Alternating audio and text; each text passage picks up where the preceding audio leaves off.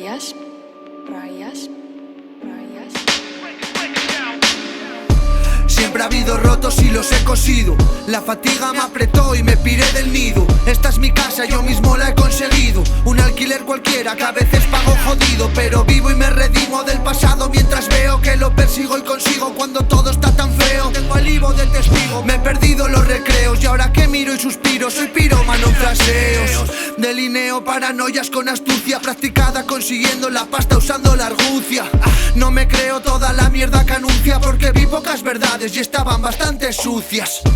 Temo por el futuro de Asturias, veo temblar los pilares, avecinan penurias, contaminan los mares para pagar lujuria. No verás el verde ni del Cares ni de Murias. Extenderán el hongo de Gijón hasta Viles, basura, vehículos longos, pagar el médico al mes. Material del Congo de oferta al 30×3, más fallos de los que expongo y las mentiras que no ves.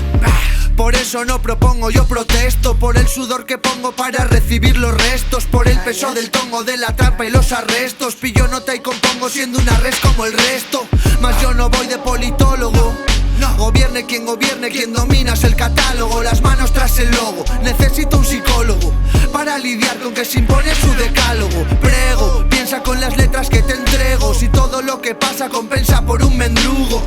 Claro que me mola ver que te entretengo, pero también te arengo mientras suelto y lo purgo. Y váyanse ustedes a la mierda.